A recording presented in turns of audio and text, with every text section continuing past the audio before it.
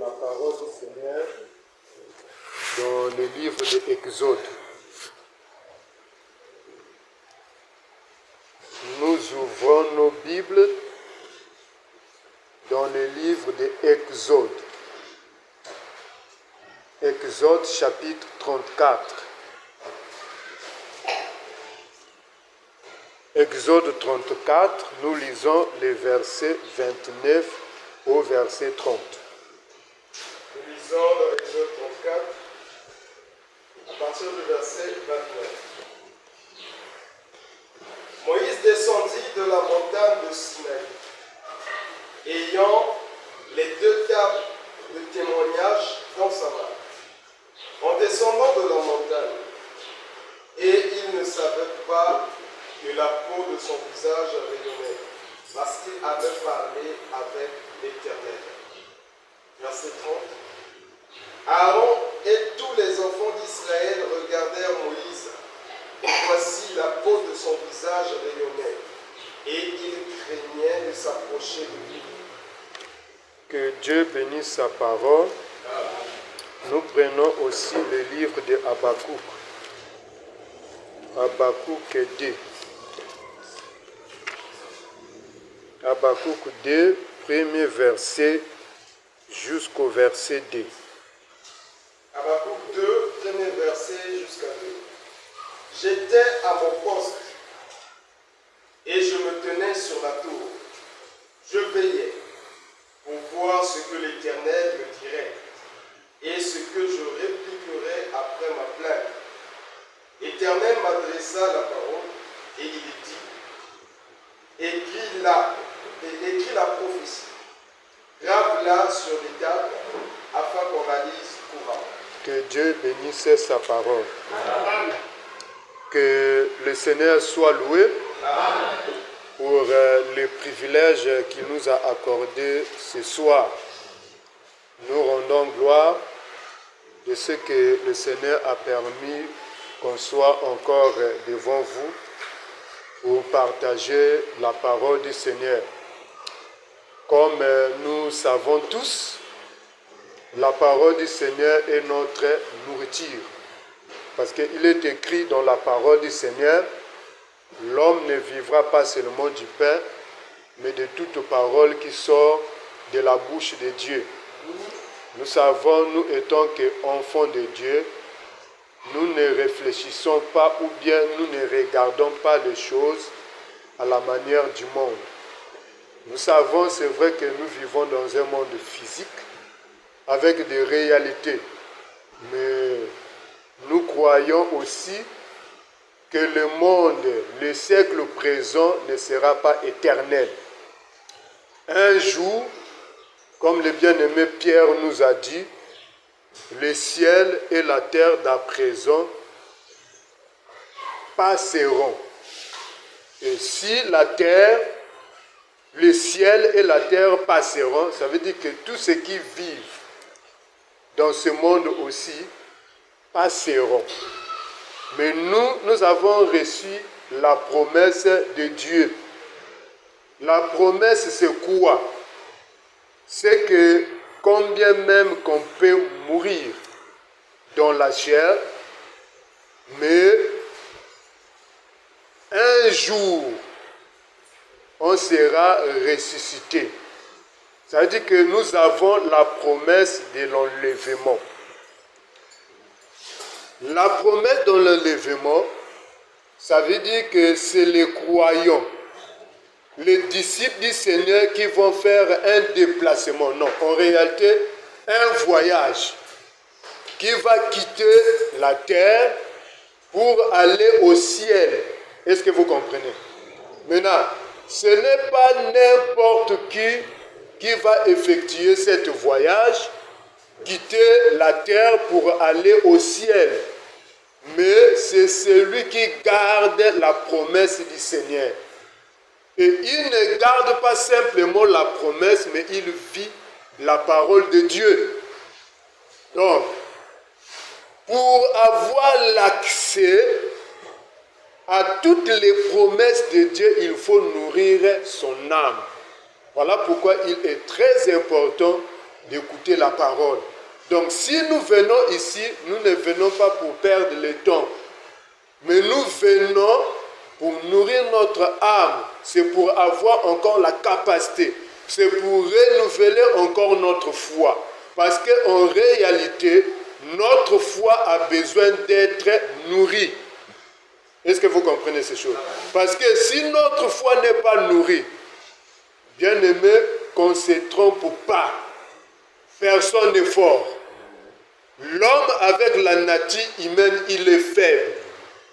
Aujourd'hui, tu peux être fort, mais demain, tu deviens faible. Mais pour éviter toutes ces choses-là, pour arriver jusqu'à la fin, voilà pourquoi il est très important d'écouter la parole. Parce que vous allez lire dans le livre des Actes, ceux qui avaient cru à la parole de Dieu, la Bible déclare qu'ils persévéraient dans les enseignements des apôtres et dans la communion fraternelle. Voilà pourquoi moi je ne peux pas dire que je suis fort. Je suis faible. Mais ce qui fait ma force, c'est le Seigneur. Et comment le Seigneur fait ma force, c'est quand il me parle. Or, le parler de Dieu, c'est aussi une orientation. Le parler de Dieu, c'est pour nous éclairer. Là où tantôt je suis dans l'ignorance, mais le Seigneur vient enlever l'ignorance et il m'éclaire. Or que même le monde dit que l'ignorance est un danger. L'ignorance ne peut pas nous avantager. Est-ce que vous voyez ça? Donc là, je touche ce que le bien-aimé Christ nous est en train de nous enseigner ces derniers temps en ce qui concerne les dons spirituels. Parce que lorsque vous allez lire 1 Corinthiens 12, commençons au premier verset. Qu'est-ce que la Bible nous dit? La Bible nous dit, je vous dis en ce qui concerne les dons spirituels, pour que vous ne soyez pas dans l'ignorance. Ah, donc on comprend que celui qui n'a pas la connaissance des dons spirituels, c'est un ignorant. Combien même il peut prier, combien même il peut avoir la connaissance. Mais si tu n'as pas la connaissance sur les dons spirituels, tu es ignorant. C'est pourquoi le frère Paul a dit que si quelqu'un croit avoir connaître, mais il n'a pas encore connu comme il faut connaître. Est-ce que vous voyez ça? Donc, celui qui n'a pas la connaissance des dons spirituels, c'est un ignorant. Et l'ignorance, nous expliquons l'ignorance par l'absence de la connaissance. L'ignorance, c'est les ténèbres. L'ignorance, c'est l'obscurité. L'ignorance, c'est être un aveugle. Est-ce que vous comprenez ces choses? Donc, frère, il faut comprendre que si tu n'as pas la connaissance des dons, bien que tu viens, tu écoutes la parole, mais tu es un aveugle. En d'autres termes, parce que, comme je l'ai toujours dit, Dieu ne nous a pas appelés en vain. Tous nous avons reçu un appel. L'appel général que nous avons reçu, c'est l'appel au salut. Maintenant, quand on vient, chacun de nous a une spécialité. Spécialité en question, c'est les dons. Maintenant, si quelqu'un n'a pas la connaissance des dons, de la mission que le Seigneur l'a appelé, c'est très dangereux. Parce que même le monde dit que l'ignorance, c'est un danger. Est-ce que vous voyez ça? Donc, les dons spirituels, il ne faut pas les négliger. Bon, souvent, on voit des frères et des sœurs au milieu de nous qui disent que moi j'ai tel don, moi j'ai tel don. Mais tu verras que l'assemblée ne bénéficie pas de ces dons. C'est mauvais. Et nous disons, c'est le Saint-Esprit qui donne tous les dons. Donc, si un enfant de Dieu, si tu es un enfant de Dieu, parce que comme je l'ai dit dernièrement, on ne peut pas être un enfant de Dieu sans avoir le Saint-Esprit. Le premier don que Dieu fait à l'homme, le premier don que Dieu fait dans la vie d'un croyant, dans la vie d'un disciple, c'est le Saint-Esprit. Est-ce que vous voyez ça? Donc le Saint-Esprit, c'est un don qui amène tous les dons dans la vie d'un serviteur de Dieu. Donc là où on constate le Saint-Esprit, il doit avoir aussi forcément la présence des dons spirituels. Parce que la Bible dit que le Saint-Esprit n'est pas oisif ou stérile. Maintenant, on remarque, nous disons que nous avons les dons, mais on ne voit pas la manifestation des dons. Est-ce que vous voyez ça? Maintenant, qu'est-ce qui empêche tantôt les dons? Parce que nous sommes paresseux. D'où Dieu nous a convaincus de vous parler de la prière. Voilà pourquoi notre thème est intitulé « L'impact de la prière ». Parce que le don ne peut pas se manifester là où il y a la tiédeur. Le don ne peut pas se manifester là où il y a le sommeil spirituel. Le don ne peut pas se manifester là où il y a la paresse. Parce que le don est en mouvement. Le don doit travailler. Or, la Bible dit, si tu n'es ni chaud ni froid, je te vomirai dans ma bouche. Donc, dans le Seigneur, il n'y a pas de position neutre. Soit tu es froid, soit tu es chaud. Est-ce que vous comprenez? Maintenant, remarquez les critiques que nous venons de lire dans Exode. La Bible nous dit ici que Moïse descendit de la montagne du Sinaï, ayant les 2 tables du témoignage dans sa main. En descendant de la montagne, il ne savait pas que la peau de son visage rayonnait. Et la Bible dit, la peau de son visage rayonnait parce que, c'est ici le problème, c'est ici la profondeur. Il dit que le visage de Moïse rayonnait. Et la Bible dit pourquoi? Parce que quand on dit pourquoi, il y a toujours un parce que. C'est-à-dire que quand on te pose la question, mais pourquoi tu as fait telle chose? Pour donner la réponse, tu dois toujours commencer parce que. Est-ce que vous comprenez ces choses? Donc, ici, quand on pose la question, pourquoi le visage de Moïse rayonnait? La réponse, c'est que parce qu'il avait parlé avec Dieu. Est-ce que vous voyez là où se trouve le nez du problème? Nous avons dit l'impact de la prière. Or, nous parlons de la prière. C'est quoi la prière?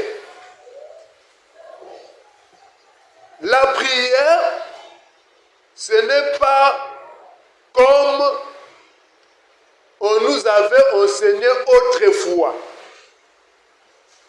qu'il faut payer un livre de prière où tu vas répéter, soit au psaume 91, quand tu as un problème de combat, en tout cas, il faut répéter cette puissance. Et tu verras que tu auras la victoire. La prière n'est pas une répétition trouvée dans un livre que quelqu'un a écrit. Et tu répètes ces paroles. Non. Mais la prière, c'est quoi? La prière, c'est un dialogue avec Dieu. La prière, c'est une causerie avec Dieu. La prière, c'est être en intimité avec le Créateur. La prière, c'est être en communion avec le Seigneur. Parce que la Bible dit ceci, au commencement, Dieu créa l'homme selon son image, selon sa ressemblance. Mais ce qu'on a remarqué quand Dieu avait créé l'homme selon son image, selon sa ressemblance, l'homme était en harmonie. L'homme était en communion avec Dieu. Dieu communiquait avec l'homme.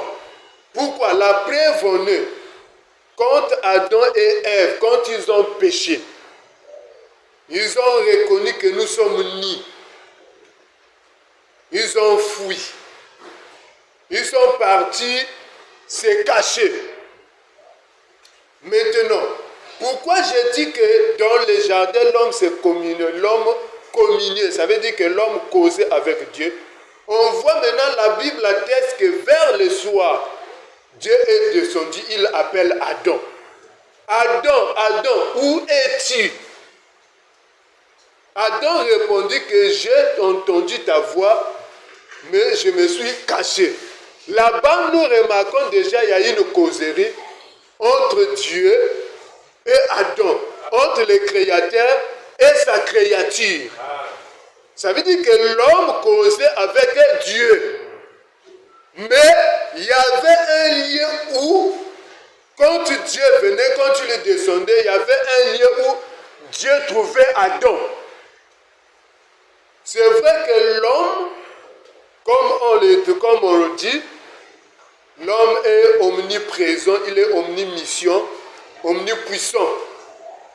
Ça veut dire que Dieu voit tout. Est-ce que vous comprenez? Donc, quand Dieu est en train d'appeler Adam, où est-il? Ça aussi, c'est un autre enseignement. Ce n'est pas pour dire que quand Adam s'est caché, Dieu ne savait pas là où il se trouvait. Dieu savait. Mais il voulait quand même dire pour enseigner quelque chose. Est-ce que vous voyez ça?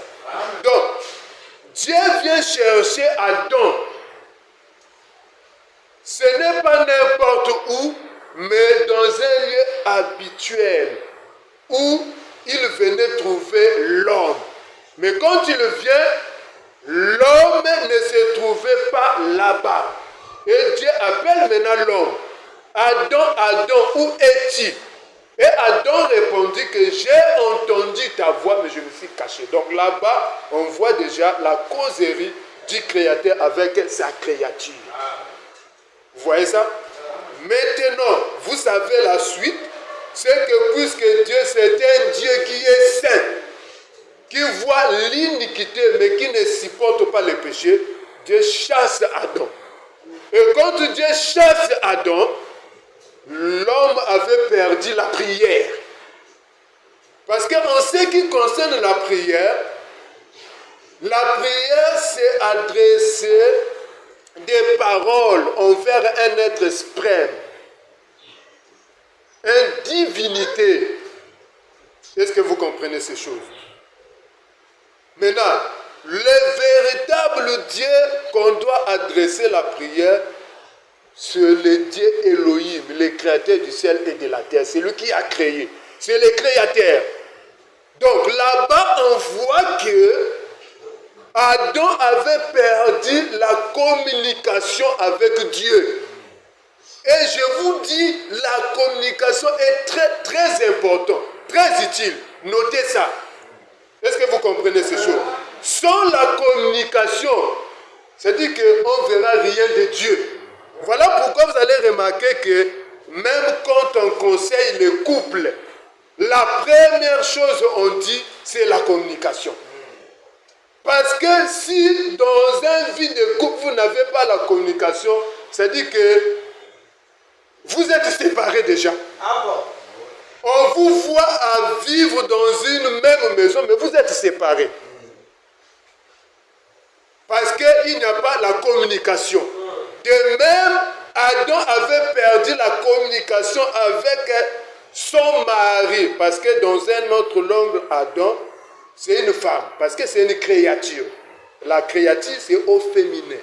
Est-ce que vous voyez ça? Donc, Adam avait perdu la communication avec son mari. Un autre témoin, Ésaïe dit que ton créateur est ton époux. Donc je n'invente rien.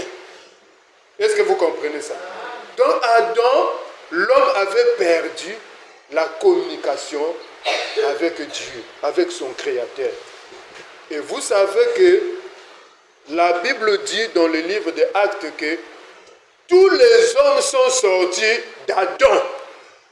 Donc ça veut dire que Dieu nous voyait en Adam. Donc ça veut dire que si Adam avait perdu la communication, nous aussi on avait perdu la communication. On avait perdu la causerie avec Dieu. Donc on n'était plus en alliance avec Dieu. Donc en ce temps-là, personne ne pouvait prier. Personne ne pouvait adresser les paroles à Dieu. L'homme était privé parce que la Bible dit dans le livre des Romains que tous ceux qui ont péché et sont privés de la gloire de Dieu. Or, quand on voit Moïse, son visage rayonner, le rayonnement là explique la gloire de Dieu qui se manifeste en lui. Est-ce que vous voyez ça? Or, la Bible dit que tous qui ont péché sont privés de la gloire de Dieu. Or, qui avait péché, c'est Adam. Maintenant, la Bible dit que le péché est entré dans ce monde par un seul homme. Donc, Adam, c'est une porte par laquelle que le péché est entré dans ce monde. C'est par Adam, tous nous sommes taxés de pécheurs. Maintenant, remarquez, puisque nous sommes en train de parler de la prière, voilà pourquoi il faut marcher. Maintenant, on ne va pas trop aller loin. Vous avez déjà compris que la communication est très importante. Quand l'homme avait perdu la communication avec son Créateur, l'homme était perdu, l'homme était égaré, l'homme était privé de toutes les richesses de Dieu. Parce que le jardin d'Éden, c'est tout un royaume. Le jardin d'Éden, c'est la maison de Dieu. Et dans la maison de Dieu, rien ne manquait. La preuve en est qu'avant le péché, Dieu n'avait pas dit que tu mangeras à la cire de ton front. Mais quand l'homme pêche, Dieu dit que tu mangeras à la cire de ton front et que l'homme accouchera avec peine et douleur. Est-ce que vous voyez ça? Tout ça là, c'est la privation de la gloire de Dieu. Mais quand Adam était dans le jardin d'Éden, rien ne lui manquait. Mais quand Dieu les chasse, il a tout perdu. Maintenant, Dieu par son amour, Dieu voulait toujours se communiquer avec sa créature. Maintenant, puisque sa créature était séparée de lui, qu'est-ce qu'il va faire? Il fallait chercher une solution. Est-ce que vous voyez ça? Et voilà pourquoi Dieu maintenant commençait à manifester, on peut dire, sa folie. Il commençait maintenant à choisir des hommes. Il a aimé un païen. Et le païen là, c'est qui? C'est Abraham, qui était un idolâtre. Dieu le choisit. Et quand il fait la marche avec Abraham, il traite une alliance avec Abraham au travers de la circoncision. Et Dieu fait la promesse à Abraham que je serai ton Dieu et le Dieu de ta descendance. Et il lui promet même que ta descendance sera mon peuple. Et voilà pourquoi un jour on voit maintenant un peuple qui est la descendance d'Abraham, qu'on appelle le peuple d'Israël. Et Israël se trouve en Égypte. Mais puisque Dieu avait fait la promesse, il va leur délivrer. Dieu suscite un prophète qu'on appelle Moïse. Et Dieu utilise Moïse pour que Moïse délivre le peuple. Maintenant, remarquez, quand Dieu envoie Moïse envers Pharaon, qu'est-ce que Dieu lui a dit? Qu'il va dire à Pharaon que laisse aller, libère mon peuple pour qu'il aille me offrir des sacrifices dans le désert. En d'autres termes, qu'il aille m'adorer. Or, adorer, on adore avec des paroles. Est-ce que vous comprenez ces choses? Donc, par là, nous sommes en train de remarquer les démarches de Dieu. Dieu veut toujours rétablir la communication entre l'homme et lui. Est-ce que vous voyez ça? Et quand chemin faisant, quand on arrive dans le désert, la Bible dit à Moïse que tu me feras un sanctuaire, tu me construiras un tabernacle et j'habiterai au milieu de vous. Donc Dieu voulait habiter au milieu du peuple pour que toutefois qu'il y ait la communication. Et Moïse a construit le tabernacle selon le modèle de Dieu. Et le tabernacle était divisé de 3 parties. Il y avait le parvis, le lieu saint et le lieu très saint. Et déjà dans le tabernacle, on voit déjà l'œuvre de la communication. Est-ce que vous voyez ça? Et l'œuvre de la communication, comment c'est au travers aussi les sacrifices. Maintenant, ici, je laisse là-bas. Maintenant, ici, on voit que ce n'était pas tout Israël qui pouvait soulever leur voix pour s'adresser à Dieu. Mais il devait avoir un médiateur. Or, le médiateur qui était entre Dieu et Israël, c'était Moïse. Maintenant, Moïse, pour qu'il parle à Dieu, Moïse doit monter sur la montagne. Parce que, pour une première fois que Dieu a appelé Moïse, c'était sur la montagne. Vous comprenez ces choses? C'était sur la montagne. Maintenant, ici, on voit Moïse quitte la montagne, il descendit avec les 2 tables du témoignage. Et dans les 2 tables du témoignage, il y avait l'écriture de Dieu. Maintenant, quand il descend, c'est Moïse qui descend de la montagne, n'est pas la même personne qui était montée sur la montagne. Pourquoi? Quand Moïse est monté sur la montagne, la Bible ne dit pas que son visage rayonnait. Est-ce que vous voyez ça? Donc, quand il monte, c'est une autre personne qui monte, et quand il descend, c'est une autre personne. En d'autres termes, une personne transformée. Pourquoi? Parce qu'il a parlé avec Dieu. Et la Bible nous dit ici que Moïse ne savait pas que son visage rayonnait. Et Aaron et le peuple d'Israël craignaient de s'approcher de lui. Pourquoi? Parce que son visage rayonnait. Or, ça veut dire que nous disons en d'autres termes que Moïse était devenu un soleil. Quand on va avancer, vous allez comprendre ces choses. Parce que lorsque le soleil frappe dans sa force, tu ne peux pas fixer le soleil. Est-ce que vous comprenez ça? Tu ne peux pas fixer le soleil. Maintenant, on voit ici l'impact de la prière dans la vie de Moïse. Parce que quoi, il avait parlé avec Dieu. Or, que parler avec Dieu, il était en train de prier. Voilà pourquoi nous vous disons, frères, les dons ne peuvent pas se manifester si nous n'avons pas une vie de prière. Parce que nous, on se trompe, on se dit souvent que nous avons la parole, c'est le suffit. Mais n'oubliez pas, il est écrit dans la parole du Seigneur que celui qui est justifié, ce n'est pas celui qui écoute la loi.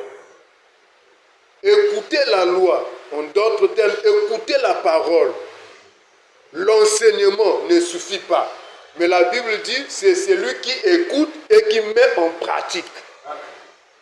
Est-ce que vous comprenez ce chose? Donc pour dire que la prière, c'est mettre la parole de Dieu en prière et la parole de Dieu en pratique. Parce que c'est au travers la parole, c'est la parole qui nous dit il faut prier. Parce qu'avant que le Seigneur vienne, personne ne priait sur la terre. La preuve en est quand il est venu, il a appelé les disciples. C'est-à-dire que si vous avez vu les gens prier, c'était les après-prêts. C'était juste pour montrer qu'un jour, il y aura un peuple qui va prier et Dieu va les exaucer. Mais sinon, Dieu ne considérait la prière de personne. Pourquoi? Quand le Seigneur vient, il appelle les disciples. Pendant que les disciples marchaient avec lui, et il y a eu un moment, les disciples ont dit que Seigneur, enseigne-nous comment prier. Ça veut dire qu'ils ne savaient pas prier. Quand quelqu'un vient te poser, vient te demander que vraiment, moi, enseigne-moi comment prier, c'est que la personne ne connaît pas, il ne sait pas prier. Donc, ça veut dire qu'avant que le Seigneur vienne, on ne savait pas prier. Et c'est le Seigneur qui nous a montré comment prier. Donc, quand le Seigneur dit, voici comment vous devez prier, notre Père qui est aux cieux, ce n'est pas pour dire qu'on doit répéter cette prière comme les autres, mais c'est tout un enseignement. Est-ce que vous voyez ça? Donc, pour dire, c'est l'enseignement qui nous montre comment prier. Maintenant, si l'enseignement nous montre comment prier, si on ne prie pas, ça veut dire qu'on ne met pas la parole de Dieu en pratique. Or que Dieu dit ceci, l'obéissance mieux vaut que les sacrifices. Est-ce que vous voyez ça? Donc en priant, nous sommes en train d'obéir à Dieu. Parce que c'est la Bible qui dit prier sans cesse. Si la Bible n'a pas dit de prier, on ne priera pas. Mais si la Bible dit vous devez prier, si on ne prie pas, on désobéit.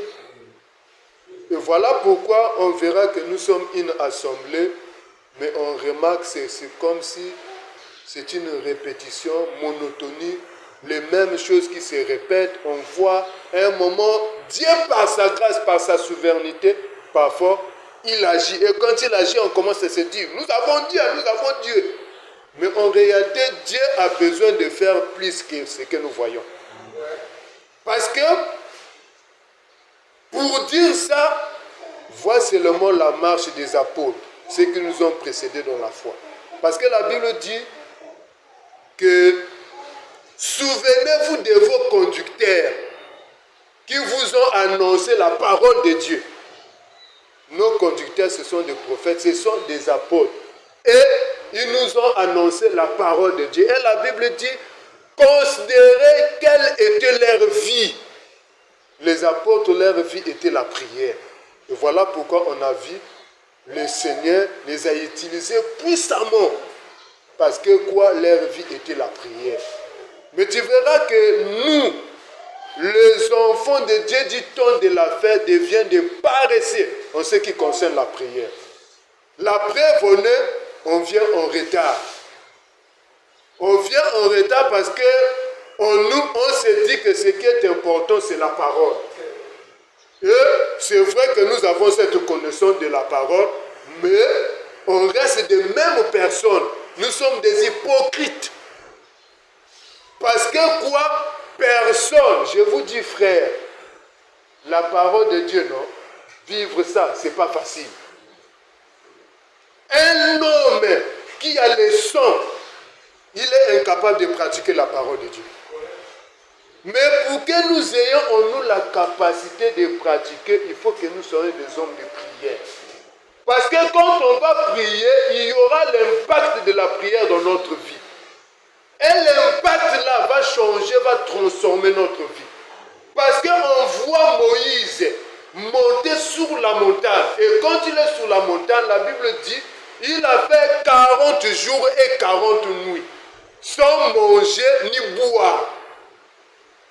Et pendant qu'il parlait avec Dieu, Dieu était en train de lui parler, lui donner les paroles qu'il va transmettre aux enfants d'Israël. Or que de l'autre côté, on a lu avec vous Habakkuk. Il dit que j'étais à mon poste. J'étais à mon poste pour voir veiller ce que l'Éternel va me dire.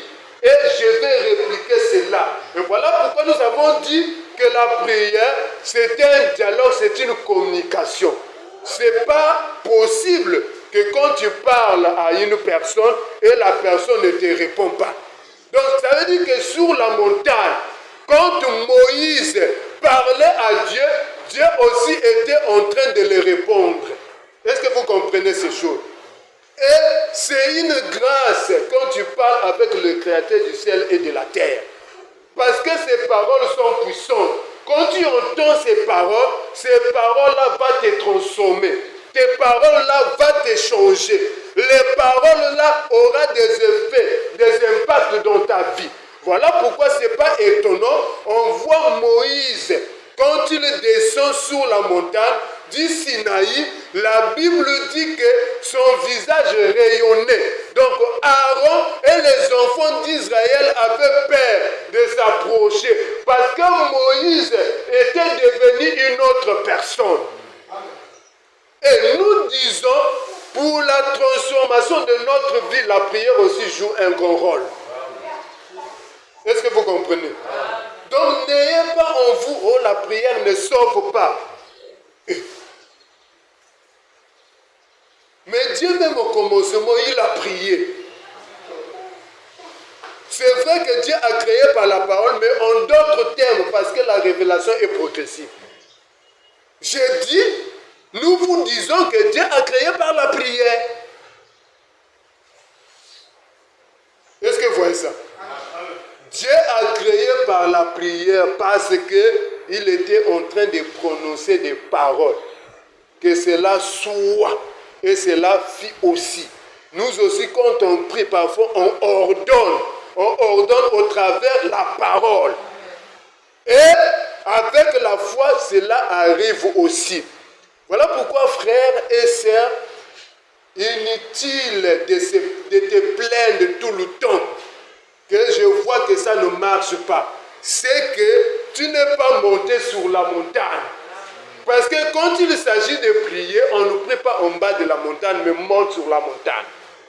On verra que quand on va marcher, que quand tu n'es pas sur la montagne, Dieu ne peut pas t'exaucer. Parce que Dieu, sa maison, c'est la montagne. Dieu, sa chambre, c'est la montagne. Bon, pour finir, on n'est pas pressé, on va continuer. Pour finir, nous lisons rapidement une écriture. On va prendre les témoignages. Matthieu, si je ne me trompe pas, Matthieu 5.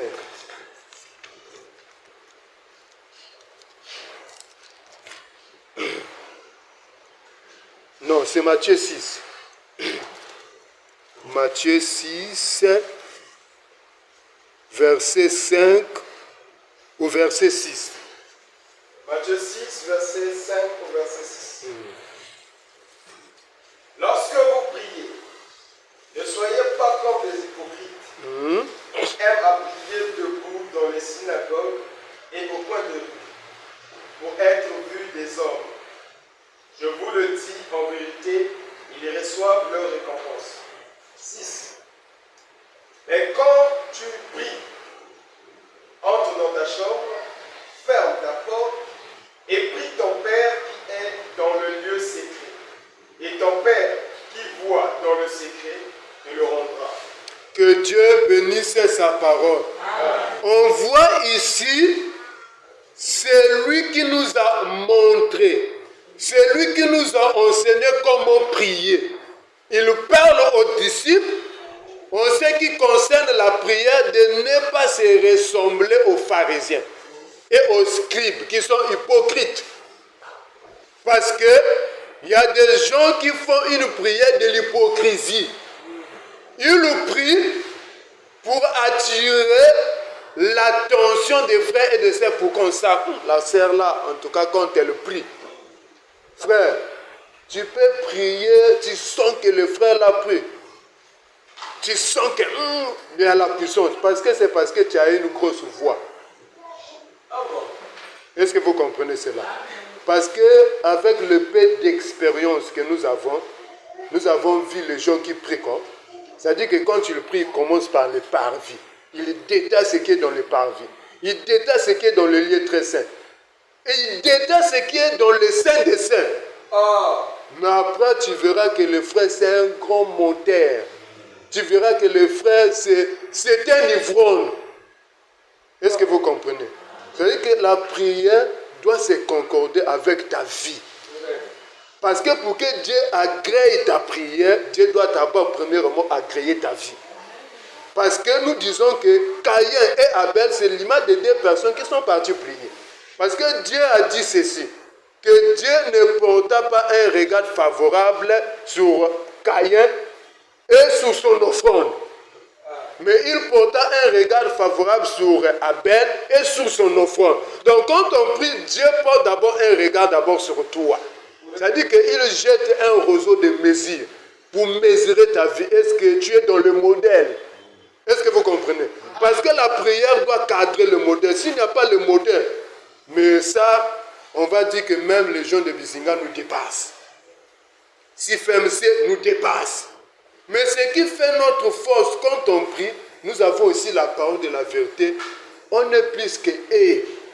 Est-ce que vous comprenez?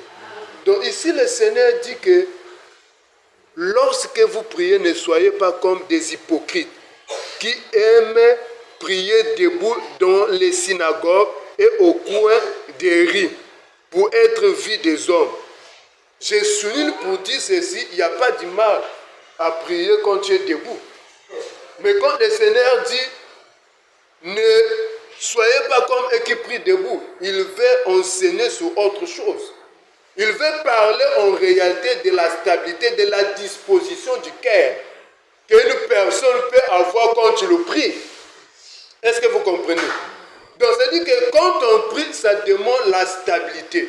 Être debout, ça montre simplement une personne qui n'est pas disposée, il est distrait, il est ça et là, au coin des rues. Donc, en réalité, la Bible dit au coin des rues, ça veut dire que tu n'es pas dans les chemins. Vous comprenez ces choses? Parce que la Bible dit que je suis le chemin. Donc quand on prie, il faut être aussi dans le chemin. Mais si tu es au coin, ça veut dire que tu es au coin du chemin. Pourquoi? Parce que il y avait un aveugle aussi quand le Seigneur passait. Il n'était pas dans le chemin, mais il était au bord du chemin. Est-ce que vous comprenez? Donc, au bord du chemin ou au coin, c'est la perdition, c'est être hors de la volonté de Dieu. Voilà pourquoi la Bible dit que si nous demandons une chose selon sa volonté, et la Bible dit, ne soyez pas comme le pharisien. Nous savons, on prend un exemple même, la Bible, quand le Seigneur emploie une parabole, qu'il y avait un publicain et un pharisien qui sont montés au temple pour prier. Et nous avons entendu la prière du pharisien. Oh Dieu, je te bénis parce que je ne suis pas comme d'autres publicains. Donc lui, quand il s'est trouvé devant Dieu, au lieu de prier, de se communier avec Dieu, il voyait la vie de l'autre. Et il y a des gens aussi qui font de telles prières aujourd'hui. Mais la Bible dit que quand tu pries, entre dans ta chambre, ferme la porte et prie ton Dieu qui est dans les lieux secrets. Donc nous comprenons que Dieu est dans un lieu secret. Et la Bible dit que les hypocrites qui prient debout et dans le coin du riz, dans le coin de riz, ils reçoivent leur récompense. Donc nous comprenons, si on prie aussi pour recevoir la récompense.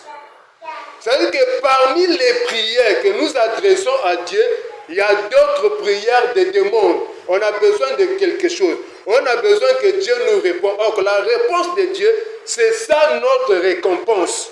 Maintenant, la Bible dit, quand tu es semblable à un hypocrite, quand les gens te voient, ces frères-là prient beaucoup. C'est ça ta récompense. Les hommes te glorifient. Les hommes te témoignent. Parce que la Bible dit que le témoignage des hommes est bien, mais le témoignage de Dieu est plus grand. Donc c'est mieux quand tu pries, Dieu te témoigne. Si Dieu te témoigne, c'est ça la réponse. C'est ça la solution à tous les problèmes que tu peux avoir. Maintenant, la Bible dit entre dans la chambre.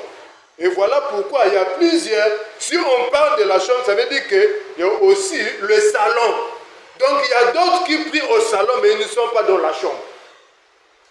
C'est pourquoi, frère, si Dieu ne t'a pas exaucé, parce que juste aujourd'hui, tu es resté au salon, tu n'es pas dans la chambre.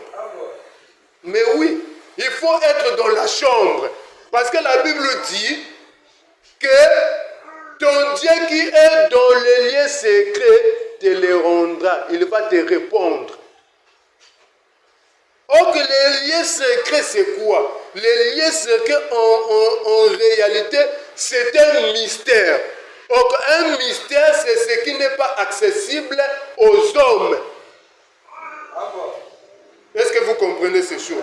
Donc, pour dire, la prière, c'est un mystère. Parce que le fait de causer avec Dieu, le visage de Moïse rayonne. Voilà pourquoi, frère, si les inquiétudes nous arrangent, les soucis nous arrangent, parce que nous manquons une vie de prière. On ne passe pas du temps dans la prière. Vous allez remarquer un enfant de Dieu, il passe toute la journée, mais il n'a pas pris un temps dans la présence de Dieu. C'est très dangereux. Tu veux que Dieu agisse dans ta vie. Tu veux que Dieu t'assiste. Tu veux que Dieu fait manifester les dons en moi. Mais Dieu ne peut pas manifester les dons. Pour que Dieu manifeste les dons, étant qu'un enfant de Dieu passe le temps dans la présence de Dieu, en train de louer le Seigneur, en train d'adorer, en train de prier, en train de supplier. Et comme Moïse, quand tu vas descendre, Dieu ne laissera pas que tu sois la même personne. Et voilà pourquoi nous disons, la prière joue un grand rôle dans la vie d'un serviteur de Dieu, dans la vie d'un enfant de Dieu. Parce que tu verras que quand on prie moins, c'est là où on s'inquiète beaucoup. C'est là où nous sommes rongés par des soucis. Mais celui qui prie, il est fortifié. Frère, jamais une personne qui est dans la présence de Dieu soit dans la tristesse. C'est impossible. Parce que dans la présence de Dieu, il y a la gloire de Dieu. Et la gloire de Dieu avec un langage humain, je ne peux pas définir ça. Parce que dans la gloire de Dieu, il y a tout. Dans la gloire de Dieu, bon, il y a la manifestation des dons. Dans la gloire de Dieu, il y a l'élévation. Dans la gloire de Dieu, il y a la guérison. Dans la gloire de Dieu, ça veut dire qu'il y a tout. C'est-à-dire que ce qu'on peut définir, on mettra juste une virgule. Est-ce que vous comprenez ces choses? Voilà pourquoi, frère, changeons notre manière de marcher avec Dieu. Ayons en nous une vie de prière. Sinon, à quoi sert bon de condamner les autres, de juger les catholiques? Je vous assure, il y a plusieurs qui sont ici, viens prier quand ils sont ici. Bon, tu peux dire même à la maison de prix, mais prière à catholique. Quand tu te réveilles, même un païen fait ça. Quand tu te réveilles, Seigneur, je te rends grâce, tu chantes quoi, ça devient une chanson, une récitation. Seigneur, je te loue, je te glorifie parce que tu m'as fait grâce, je me suis réveillé. Il y a d'autres pendant la nuit, ils sont morts, mais moi tu m'as réveillé. Je réveille précipitamment pour aller, je ne sais pas, au travail ou bien à tes occupations. La nuit aussi, quand tu arrives, tu es là, sur le fauteuil, devant la télé. Toi, pour quitter là-bas, pour aller dans la chambre, il faut que tu sens que tu commences à somnoler. Mais déjà, tu commences à somnoler. Maintenant, quand tu vas aller dans la chambre, qu'est-ce que tu vas dire à Dieu? Qu'est-ce que tu vas prier? Oh, je vais rendre seulement grâce à Dieu. À chaque jour suffit sa peine. Ça, c'est la connaissance qui détruit. On n'a pas dit ça, qu'à chaque jour suffit sa peine, tous les jours tu rends grâce à Dieu. Non. Il faut prier, il faut prendre un temps. C'est-à-dire qu'un enfant de Dieu, non.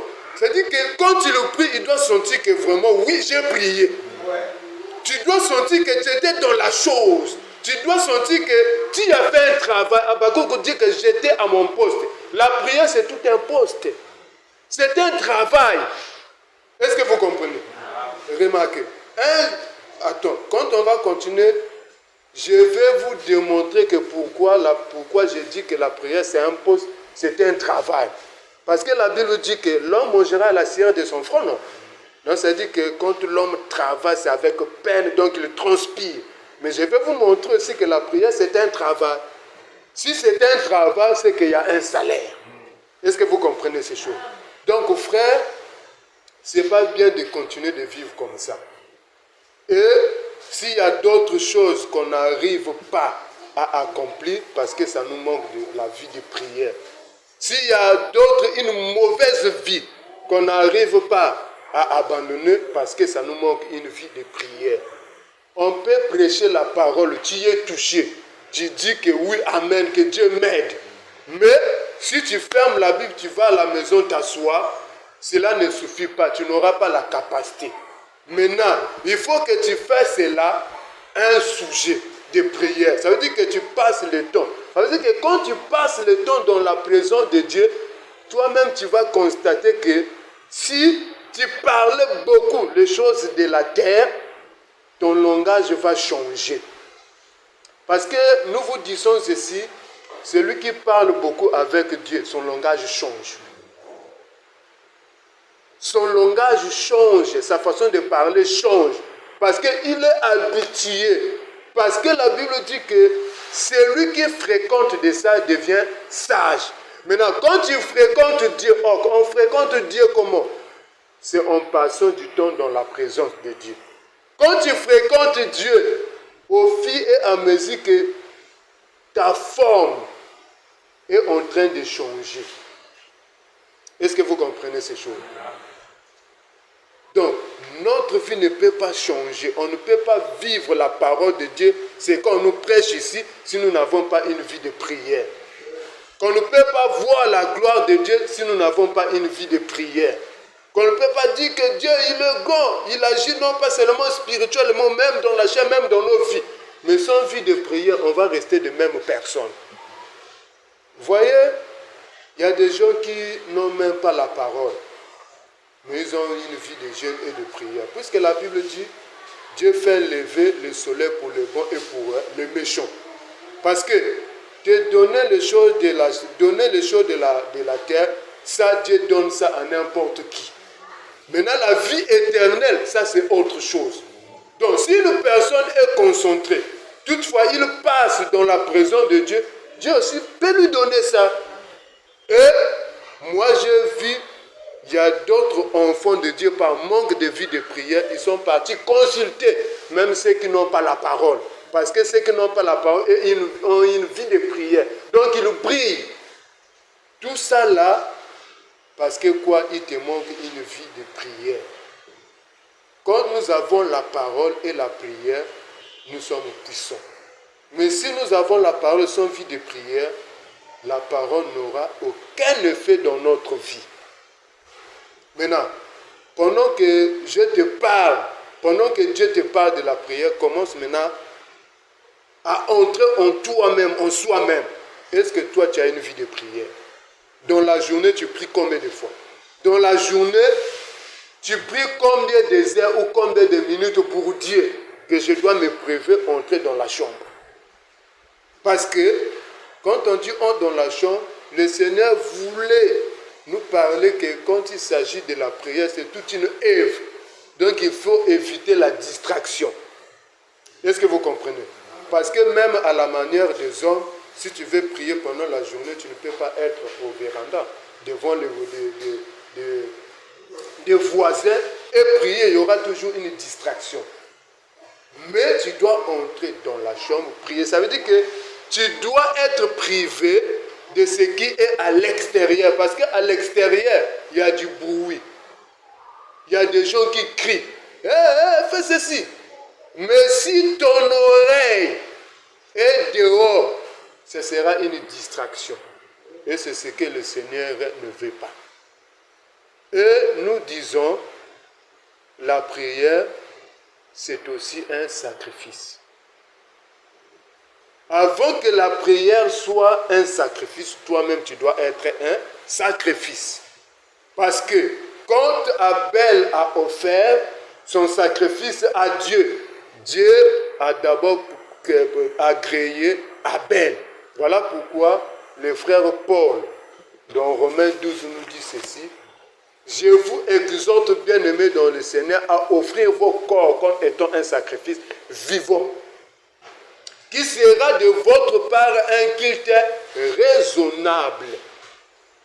Donc la prière, on doit se priver des autres choses. Ce n'est pas possible que tu aies un programme de prière, mais le téléphone est à côté. Tu laisses ton téléphone sonner. Tu dois tout contrôler. Tu dois, soit tu mets ton téléphone en silencieux. Parce que tu sais que lorsqu'on va t'appeler, ça va toujours te déranger et ça va couper. Ça va te déconcentrer.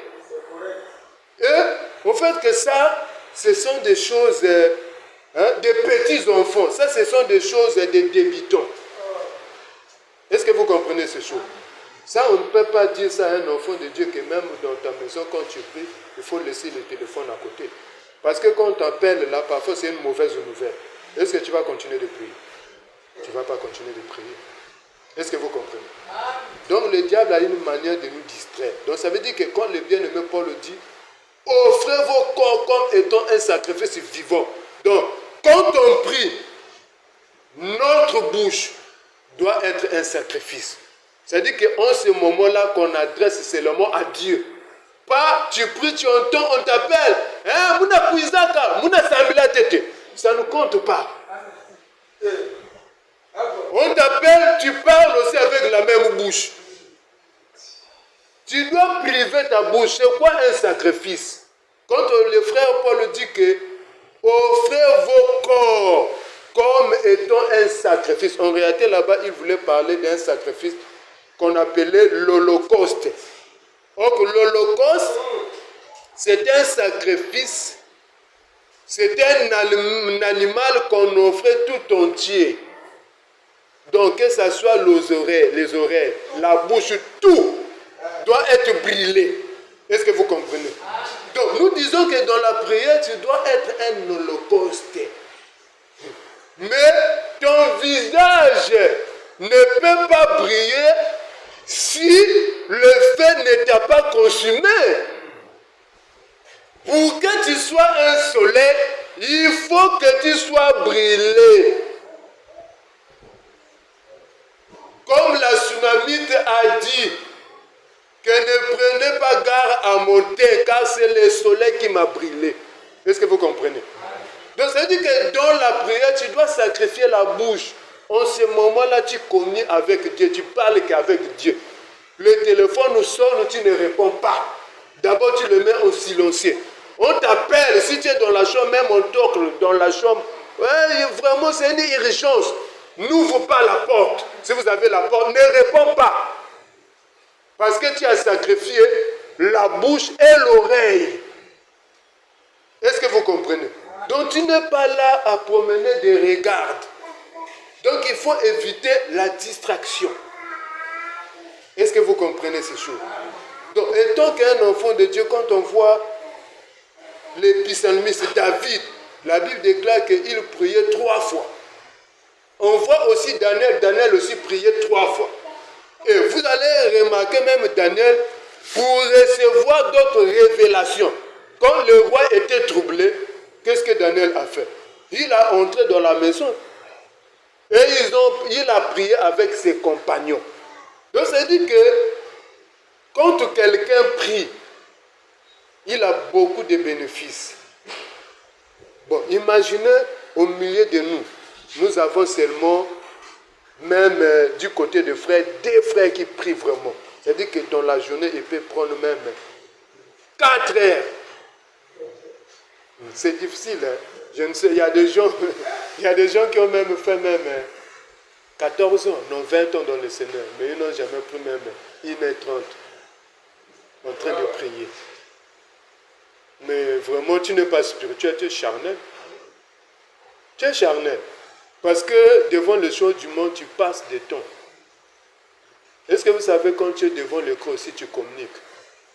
Même si tu ne parles pas, mais parce que tu vois là, on te communique. Tu verras d'autres parlent devant la tête. Ah, fallait pas. Communication. Ah bon. Moi-même, j'ai vu ma mère en train de parler à une maman, mais quand tu es frère qui soba, mais il y a que télé.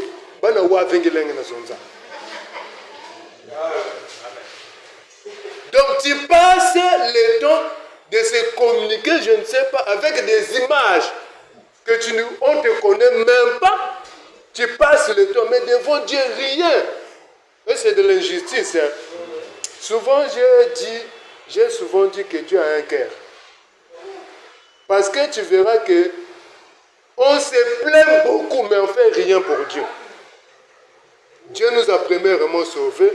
Quand nous avons des problèmes, il vient à notre secours. Mais nous, on ne fait rien pour Dieu. Mais jusqu'à aujourd'hui, on continue. Dieu, vraiment. Donc notre prière est remplie juste de demandes. Mais nous, on ne fait rien pour Dieu. Maintenant, quel est l'intérêt de Dieu? Tu verras que quand Dieu dit à Moïse d'aller libérer pour qu'il aille m'adorer. Donc Dieu aime l'adoration. Dieu aime celui qui se communique avec lui. C'est-à-dire que celui qui se communique avec Dieu, non? Dieu l'appelle son ami. C'est-à-dire que si vous avez des frères et des sœurs dans l'assemblée qui ont une vie de prière, c'est-à-dire qui ont un calendrier, que vraiment telle heure je dois prier, c'est une assemblée bénie. Maintenant, imaginez dans une assemblée, vous avez juste des frères, des sœurs qui ont une vie de prière. Donc, non, il ne peut pas finir une semaine sans pourtant jeûner. Il ne peut pas finir une semaine sans avoir un programme de la prière. Donc, tu verras qu'il n'est pas en jeûne, il a dit. Il a pris un programme, un rendez-vous avec Dieu. Aujourd'hui, je ne vais pas sortir. Même si on m'appelle, je ne vais pas sortir. Mais je vais passer toute la journée, je vais prier. 2 heures du temps après, je prie. 2 heures du temps. Tu verras que ces frères-là, Dieu va l'utiliser puissamment. Et c'est une bénédiction pour l'assemblée. Et nous voulons de tels frères et de telles sœurs. Tu verras que Dieu va utiliser, Dieu va agir. Parfois, on voit pendant le culte, la puissance de Dieu s'est manifestée, mais on ne voit pas d'où vient cette puissance. Or, il y a un frère, il y a une sœur qui gêne, qui prie à côté. Bon, imaginez que si Dieu agit à cause de tes prières, quelle bénédiction pour toi. Parce que la première personne qui sera bénéfique, c'est d'abord toi. Parce que tu vas devenir d'abord un soleil. Parce que la Bible dit que le visage de Moïse rayonnait puisqu'il avait parlé avec Dieu. Tu verras même qu'il y aura plusieurs. Parfois, au lieu d'aller voir même les prédicateurs ou les pasteurs, ils vont se confier à toi. Pourquoi? Parce que tu es illuminé, tu es éclairé. Parce que, remarquez, supposons qu'ici, il n'y a pas la lumière et l'obscurité. Mais si au coin là-bas, il y a eu un frère ou une sœur qui a la lumière, nos yeux seront braqués sur la lumière. Est-ce que vous comprenez? C'est ce qui se passe aussi spirituellement. Quand un frère ou une sœur prie beaucoup, il sera une lumière. Et la lumière attire. Est-ce que vous comprenez? Et tu verras que ta dimension va changer. Tu verras que quand tu pries pour un problème, Dieu sera obligé d'exaucer. Parce que quoi? Tu as fait la prière, tu as fait de la prière ton activité.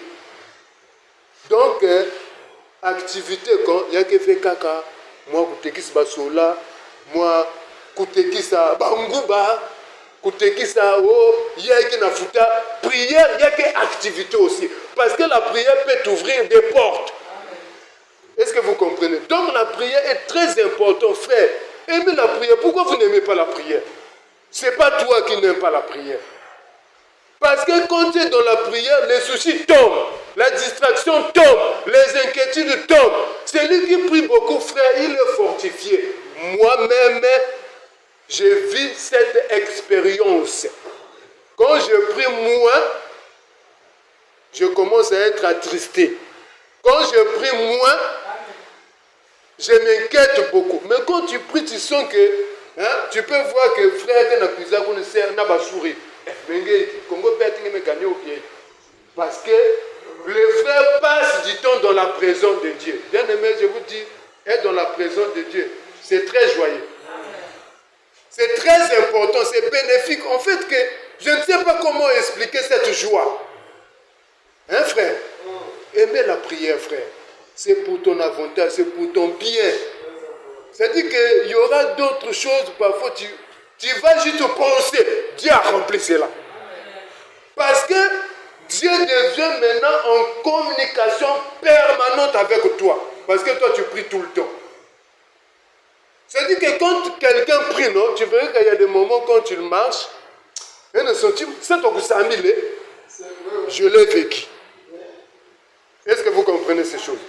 C'est ton samile, mais ici, on voit que même prier, on doit forcer, il vient en retard, je ne sais pas s'il esquive la prière, je ne sais pas. À la maison aussi, c'est pareil. Donc, à Pongi, télé, c'est-à-dire que télé, ma solo. C'est très dangereux. On nous parle beaucoup devant les hommes, mais devant Dieu, on parle moins. C'est très dangereux.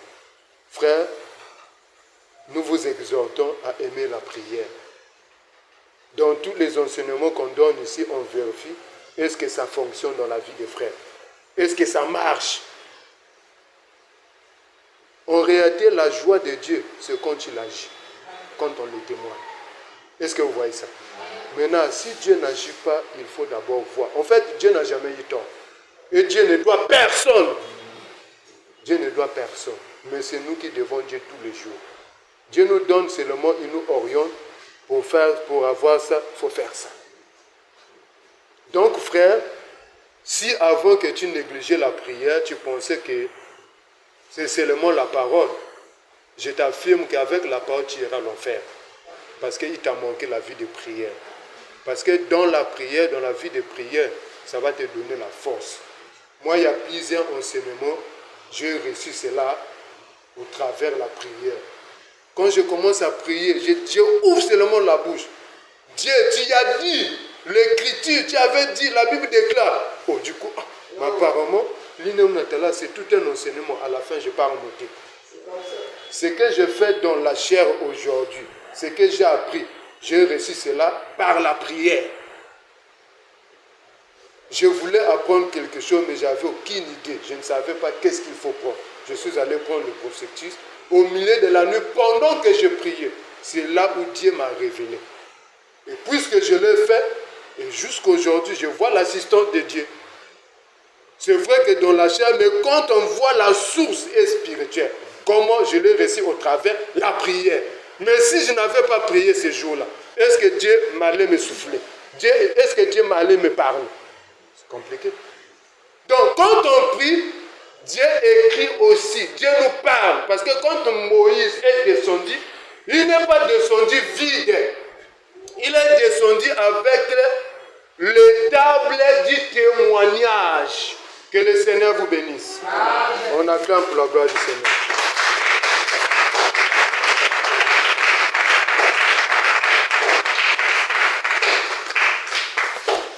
Que le Seigneur soit loué. Donc on va continuer ça dans la semaine pour montrer l'importance et l'impact de la prière pour celui qui passe du temps dans la présence de Dieu. Chacun va prier dans la manière il a compris la parole. Puis que Dieu t'aide, puis que Dieu te dispose dans la journée, que tu ne passes pas la journée sans pourtant prendre un temps dans la prière.